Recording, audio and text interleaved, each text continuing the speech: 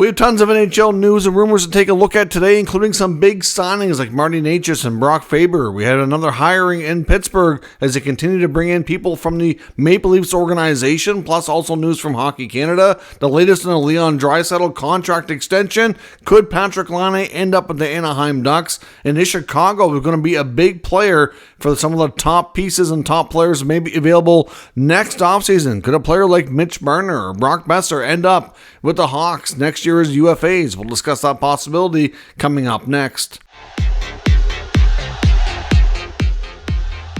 So welcome back to another video here at Top Shelf Hockey. As I mentioned, we have lots of stuff to talk about here today. Let's get started first with a few really big signings that came across the NHL today. First up, we had the Minnesota Wild announcing a mega extension for young star defenseman Brock Faber. Brock Faber has agreed to an 8-year contract extension, which will kick in next year. 8 years at $8.5 million as the average annual value, $68 million in total. And of course, in the final 3 years when he's eligible, so years 6, 7, and 8, he gets a no-move clause and a 15-team no-trade. So the no-move clause would prevent from being put on waivers or anything of that nature, and then a 15-team no-trade. So there would be some teams he could be moved to without consent, but the way this guy's played, he's not likely going to be a player that the Minnesota Wild are likely going to go down that road with. You never know. Things change over time, of course, but as of right now, it's hard to envision that. Brock Faber has come onto the scene and quickly become the Minnesota Wild's top defenseman. He's one of the better young defensemen across the NHL and certainly got paid very, very handsomely. I think this contract will probably age very, very well, to be honest. I think it's a little bit higher than I thought it would be. I thought it might be closer to $8 million, but still, I think you can make an argument that he's probably about an $8 million, for season coming up, I think he's probably an $8 million defenseman now. Looking at some of the other young defensemen that have gotten paid similarly, like look at Jake Sanderson in Ottawa. Again, I think those two very comparable in my opinion. And honestly, Faber's getting paid a little bit more recent contract, of course, as well. But it's a good deal. The young top defensemen across the league right now, like Faber, Sanderson, these up-and-coming guys, they are going to be absolutely leaders for their team. Faber is going to continue to be the top guy there, eating up a ton of minutes, putting up decent offensive output as well. Maybe he'll be a future captain on that franchise as well. Hard to say, but Faber is definitely a guy that they're going to build around and continue to be there for a long time. So I have no doubts with the cap rising and him continuing to get better. We haven't seen the absolute ceiling for Brock Faber yet. So I think this is a good contract. Great piece of business there by Billy Guerin in the Wild. The Carolina Hurricanes and Marty Necas have come to terms. They've avoided salary arbitration, and it's not a long-term deal. I think this is a good compromise, to be honest. We had talked before that there was anything from a 1-year deal, 2-year, 3-year, all the way up to 8 on the table, and they were trying to hammer out what was the best plan. They settled on a 2-year deal, which is going to give them an average annual value for cap purposes at $6.5 million. So that's $13 million over 2 years. That does make him a UFA at the earliest possible age of the age of 27. So this, I think, does a couple of things. It gets him signed. It keeps him in Carolina. I'm not sure how the conversations went, but I would suspect that they've kind of tried to overcome his concerns, why he wanted to move on, why he wanted to be traded, and be like, okay, well, we'll take a leap of faith here that we're going to be able to give you the role you're looking for, give you every opportunity to exceed and excel what you've done before. We'll make you obviously, paid well, but also give you a chance to be UFA at a young age so that, if he's not happy in this time frame, he won't have to wait too long to have full control over his future. So at the same time, it keeps him with Carolina, gives him a chance to win him over. And if he continues to improve, get a bigger role, put up more production, then they can talk about an extension maybe after another season. Because obviously you got to be entering the final year, which you would be next offseason. They could have this conversation again. Or if nothing has changed and he still thinks he would like to move on, he can advise the team that he doesn't want to talk extension and let things play out. Maybe he becomes a trade target, maybe next year, right? It's hard to say. It just creates a lot of flexibility while keeping him in Carolina for the short term at the very least. It allows him to feel things out, get paid at a good number based on his recent production, gets him a raise. but it doesn't tie him there long term. Maybe he, like I said, I'm sure he probably wants to kind of see how things go maybe before he's willing to sign an 8-year contract, which makes a lot of sense. And if he can put up better numbers than he did last year, he'll get paid a lot better on the next contract anyways with a rising cap and better performance. So I think this is just an all-around great compromise. It obviously does put a little bit of risk on the team, because if he plays well and decides he doesn't want to stick around, then, he could walk for nothing, right? So they've set him up to do that, but they have to make sure they're in the right situation here with an asset management plan that go into next year, see how it goes, and if he doesn't want to talk extension next year when he's eligible, if he still looks like he wants to leave, then you have to trade him. And then, obviously at that point, you have to do the best deal you can do. Otherwise, you lose him for nothing. That's what I would do if I'm Carolina, and I suspect that's what we'll see, how they'll handle it.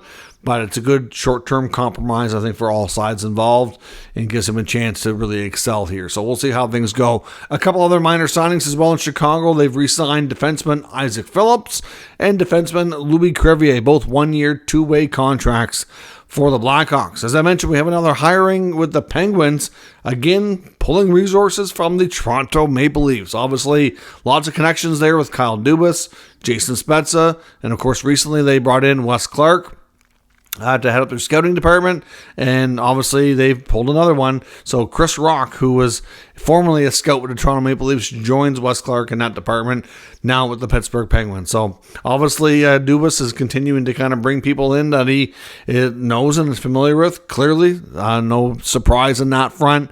And the Penguins obviously, like what they've seen in Toronto from some of these people, and they're bringing them along here for the ride. So obviously that's a couple of big boosts, especially the Wes Clark hire for Pittsburgh. I think that was a great addition. Big loss for Toronto. So they continue to make moves there and shore up their hockey ops department. So we'll see how that works out. News as well today from Hockey Canada. They've hired a few people, including Al Murray, who becomes the U20 head scout, and Scott Walker, of course, former NHLer, who becomes a player development coach with Hockey Canada. Now, on to some other news. They've got the latest speculation around Leon Draisaitl, a potential contract extension that may be coming with the Edmonton Oilers. Of course, they get the big three that's been in the rumor mill between Leon, Connor McDavid, and Evan Bouchard. Of course, this past weekend, I believe, was McDavid's wedding. So I know they're all probably preoccupied and busy with a lot of other things. But meanwhile, their agents and new GM Stan Bowen probably having lots of conversations around future contracts here. But the podcast that I talked about, I think it's called the 2 Months Podcast, we talked a week or two ago. They had put out some information on the Oilers claiming that they had sources saying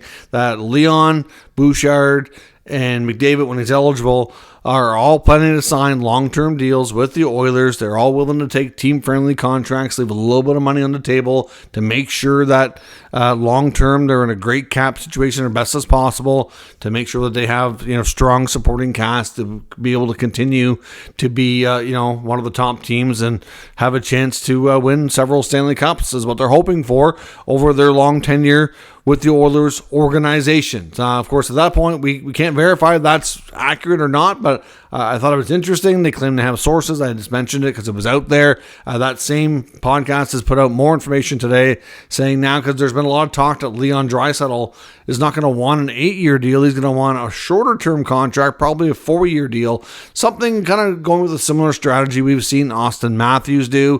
Do shorter term contracts and probably do a long term contract when he's closer to the end of his career. Probably take him well into his late 30s or something like that.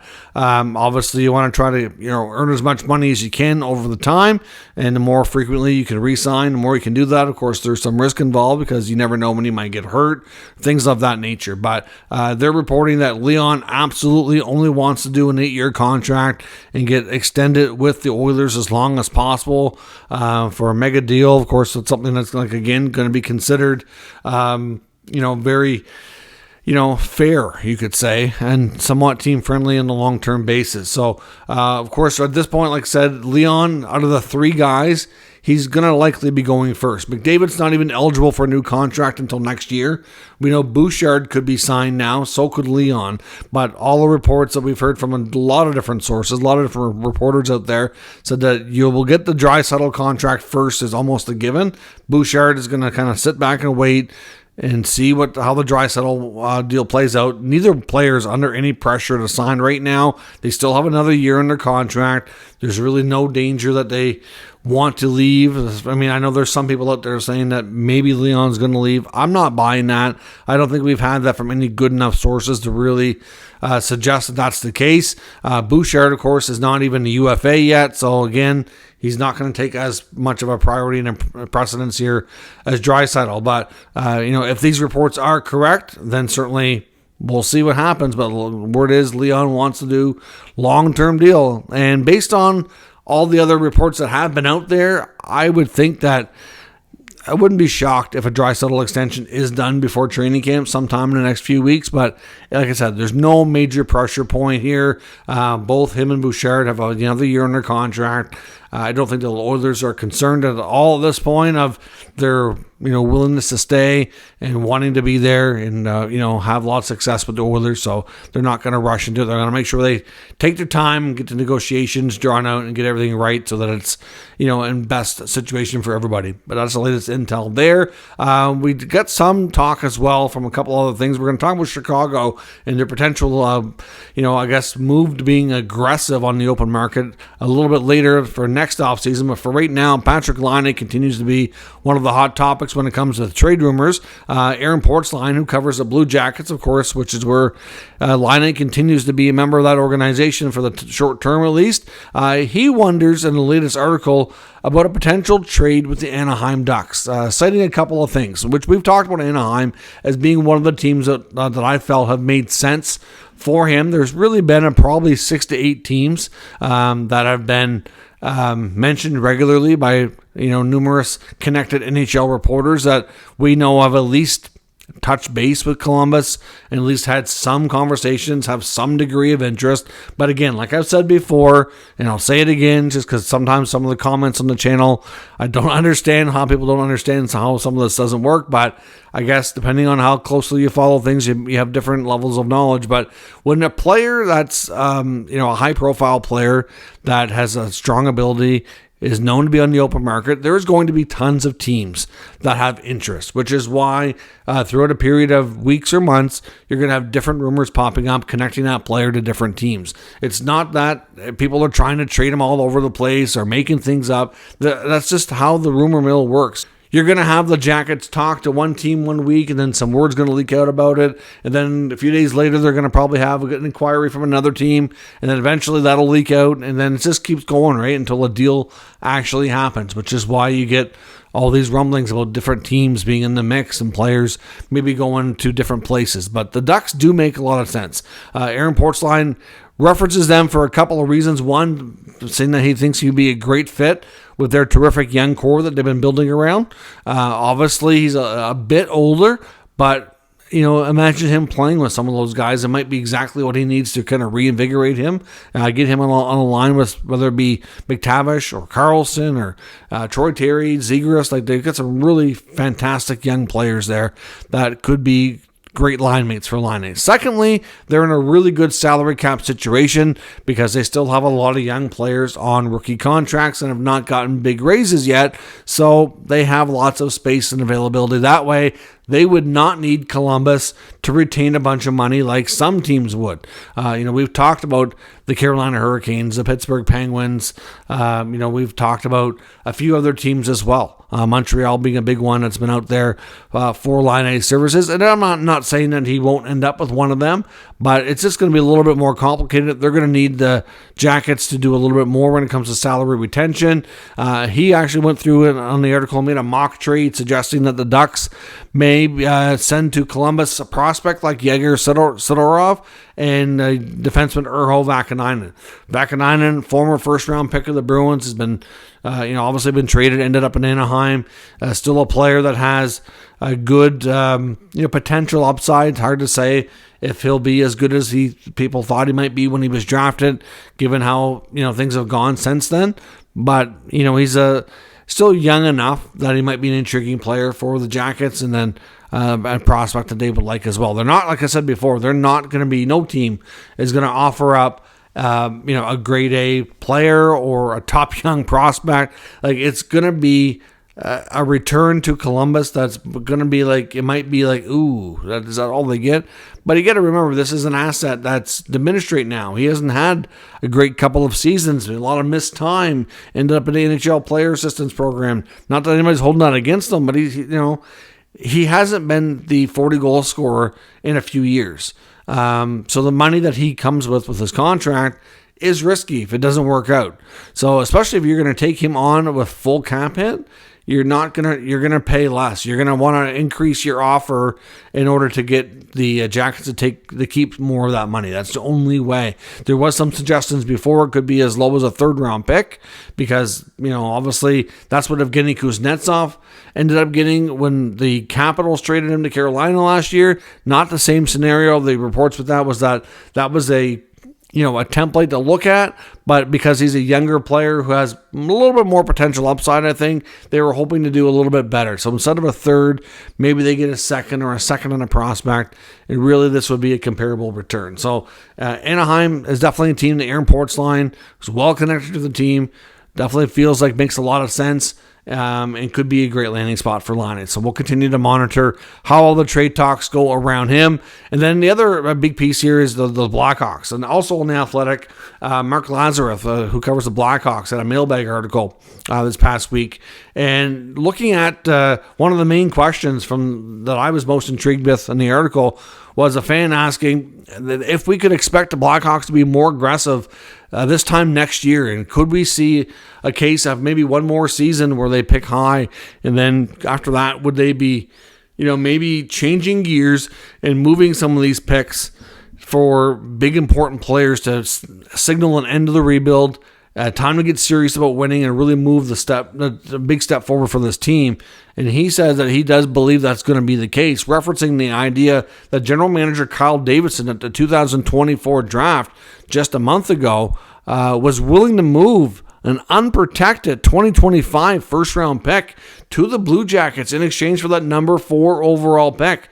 They were trying to pick twice in the top 4, and if they could have done that, that's what they would have given up. Ultimately, Don Waddell rejected the offer and decided to pick and get his player in Caden Lindstrom, but obviously the Chicago Blackhawks were very interested. If they figured, we know what's available here, we have a good feel for these prospects or some other guys that we really like, the belief was that they were going to target Demidov or Ginla. I think Demidov was probably going to be their guy because they knew they had to likely pick that high to have a real shot at getting him.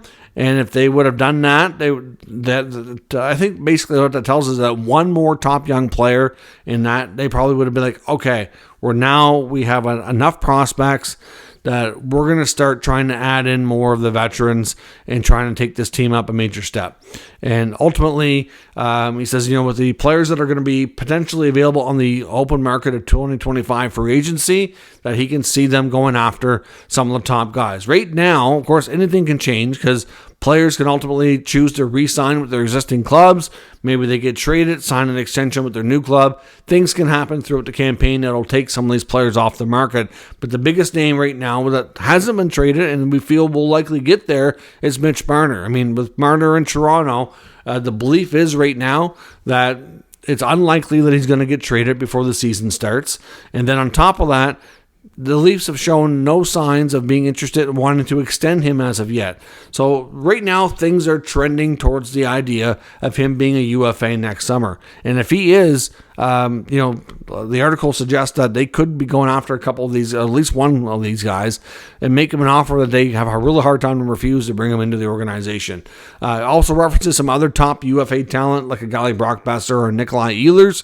Obviously, Marner would be the clear top player available right now in that list. So the moral of the story here is that it makes a lot of sense that this time next offseason, the Blackhawks very well could be very aggressive, go after some of these players that are going to be available in free agency or via trade. Obviously, free agency, you don't have to give up a bunch of assets, but even if they do go through the trade route instead of their free agent target, that first round pick next year, unless it's first overall again, I would suspect that it's likely going to be something they will highly consider trading to get a top player. Imagine if they could add a top player by using that first round pick and other assets via trade, maybe target a top player via free agency. They could add a couple of big pieces, like I said, signal the end to the rebuild, time to take winning more seriously and take the team in a major, step forward, new direction.